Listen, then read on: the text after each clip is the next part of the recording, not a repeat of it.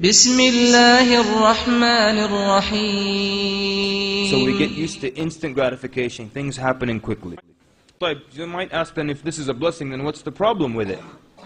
The problem is that this can transfer to other aspects of your life, and it can transfer over to aspects of worship. And so when you want something from Allah Azza wa Jal, typically what you're supposed to do, you're supposed to ask Allah subhanahu wa ta'ala. And then you're supposed to pick the times where your dua will be responded to. Whether it's in your sujood or the last third of the night, or when you're fasting and you break your fast. You're supposed to constantly, as the scholars say, beg Allah Azza wa Jal the same way that a child will beg their parent to buy them a candy or something like that at the store. The child will keep begging the parent, and crying over and over again just so they can get the candy. When you want something from Allah Azza wa Jal, you ask once and twice, and you ask again and again and again. You keep crying and begging to Allah subhanahu wa ta'ala.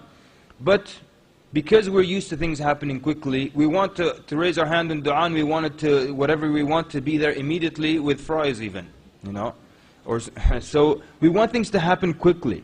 And we're supposed to, put effort into it. And we're supposed to persevere constantly in asking Allah Azza wa Jal for what we need. How many of us right now, and don't put your hands up, but how many of us really will use the last third of the night to solve all our problems?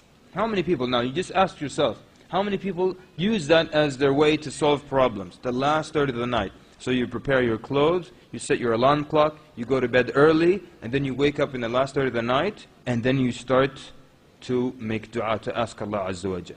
And why wouldn't you solve your problems this way?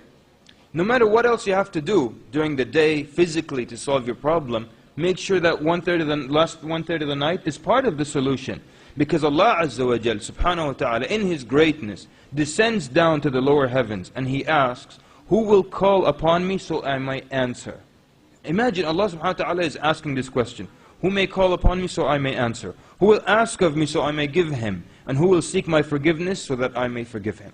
SubhanAllah, every night this happens. Allah Azza wa Jal in His greatness is asking these questions, and what are we doing at that time?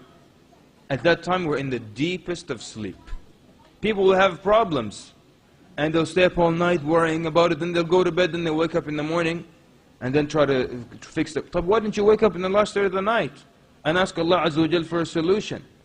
So, and how difficult is that? Just set your alarm clock to whatever time in the early morning and get up. And pray of whatever. You don't have to be a hafiz to just get up and pray in the last third of the night. You can keep repeating one surah for an hour if you want. You can repeat Surah Al-Qari'ah for a whole hour, for one rak'ah. Just keep repeating Surah Al-Qari'ah. What's the problem with that? Some of the Sahaba, some of the early Muslims, the Prophet ﷺ, Aisha radhiyallahu anha, they're all narrations that they would recite one ayah for hours upon hours. Just get up and then make long ruku', long sujood. Ask Allah subhanahu wa ta'ala to help you with your situation.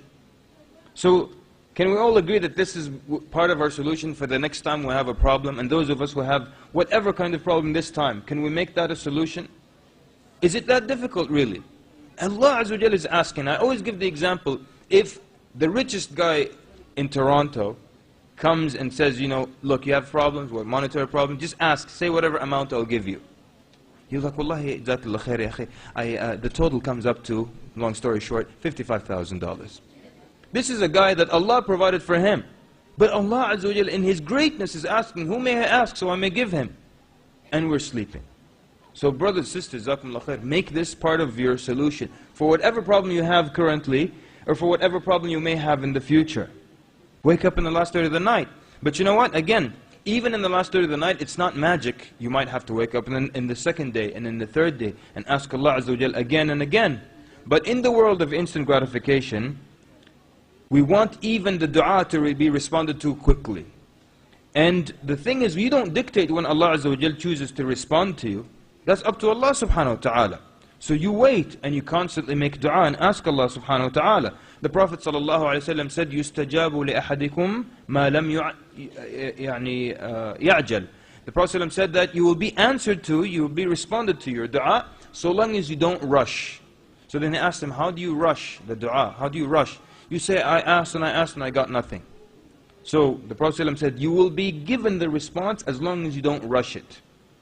So you'll be given the response as long as you don't say, I asked and I still didn't get anything. then you won't be given anything. But you see how instant gratification can affect our dua? Everybody with me? Yeah? So, people are used to things happening quickly, and so now they ask Allah subhanahu wa ta'ala, they don't get an answer, they start to go and look for all other kinds of magical things, magical solutions. And that's why you have these weird books now that have a dua for everything. And the book will promise things like, if you say this, immediately this will happen. And if you say that, immediately that would happen. If you think there was a dua like that, there would be problems in the world. Anyone had a problem, let me find that ridiculous book. Here, let me say this, okay, great. Everything's fixed. That's not how it is. We cry, we ask Allah Azza wa Jal, we persevere, we're persistent in asking Allah Azza wa Jal, but because of instant gratification, we want things to happen quickly. One example I always give is one formula, which is, of course, is false. All right? They tell you that anything you want to happen, if you recite Al-Fatiha 1,000 times at night, it will happen immediately. Anything you want. Brother not married, alhamdulillah rabbil alameen, in the morning you'll be married. It's, of course, no need to say, there's no such thing, there's no evidence to that, there's no hadith, it's just gibberish. And the good news is most people who attempt that, they fall asleep before finishing that. Maybe somebody can do the math, how long it takes to recite the Fatiha once, and then how many minutes, times 1,000. Is it even possible within one night? But people will believe things like that. They'll try it until they fall asleep.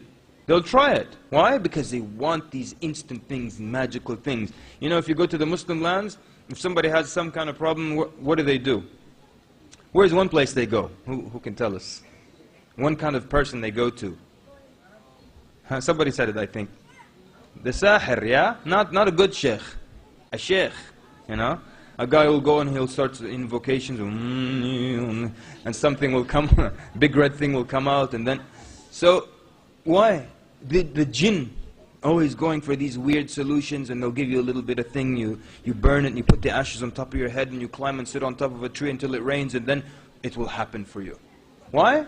Because people want instant gratification. They don't have patience for these kinds